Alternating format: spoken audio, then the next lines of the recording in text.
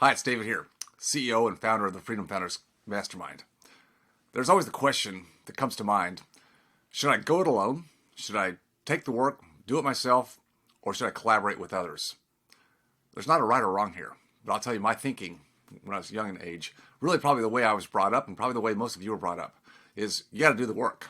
And we do have to do work. There's a certain aspect of hard work, ethical work effort that we have to put into anything we do in life. There's no question about it.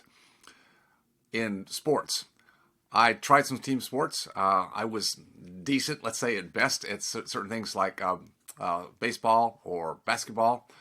But when I found tennis, I really enjoyed the heck out of tennis. Why? Because I could play it solo. And not that I don't like to share with other people. I do. But I like to control everything myself. So team sports are awesome. And I think being a team player takes a lot of skills and a lot of different attributes than it does being solo. So there's good and bad of both sides, right? What about life? What about the challenges we have? What about the goals we have? What about the aspirations we have? Once again, is it best to go it alone, to do it yourself, the hard work that we were built on, or should we collaborate with others? Well, you might say, what do you mean collaborate, David? What does that mean? I mean, find a group, a tribe, a community. Could be formal, could be informal.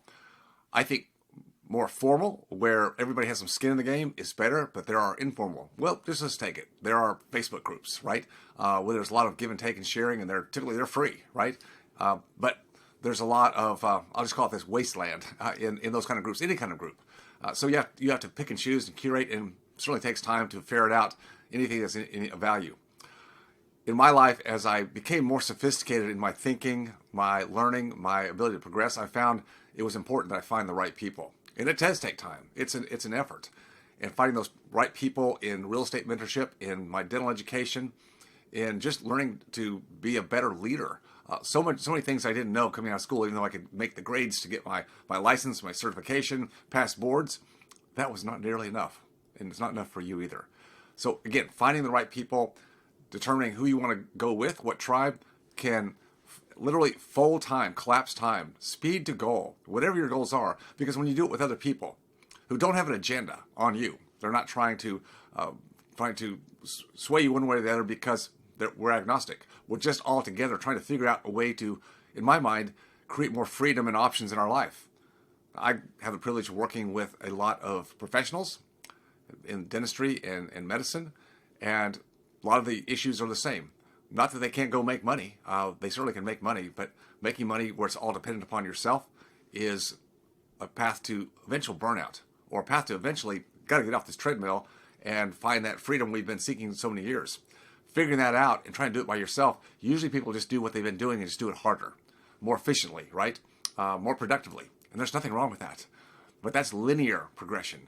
When you really want to have major inflection points, geometric, exponential changes, transformative changes in your life, it's really got to come from more of a tribe, a group that you can find other points of success. Really, the blind spots that we all have in our life, and we all have them. We all have those limiting beliefs that we grew up with, and we think, well, that's the way you got to do it. It always has to be done this way. It's the only way to get there.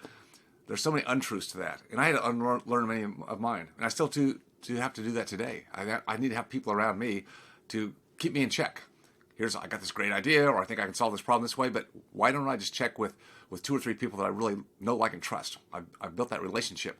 We have it together. We're willing to tell each other the truth and not just tell each other what we think the other person wants to hear. That's where you get the most bang for the buck in your aspiration for what you want in life. I've been a part of a number of groups. Most of them are considered coaching or mastermind groups. And again, you have to choose the one that works best for you. Who's the facilitator? Who do they attract? What's their philosophy? What's their values? Who are the people in that group? How many have commonality with you in the way you think about your life, where you are in your life? You don't want to be the smartest one in the room, and you don't want to be the dumbest person, or the person who, I don't say the dumbest person, but the person who has the most to have to climb. Maybe that's not a bad position to be in, but sometimes it can be a bit of a tough lift. You want to be somewhere in the middle. And so you have to try some out, right? You have to get referrals from other people and find out where the best tribe is for you. But I would encourage any one of you who's listening to this today, find your tribe, find a place to go. Maybe free, maybe informal. When you have the chance, you always get what you pay for. So I'd say invest in yourself by investing in other groups that can help you find the path to the goals you have in your life. It's all about choices, options. You can make it happen. Just don't always try to do everything solo, even though that's the way many of us grew up. It's all to your freedom. Talk to you soon.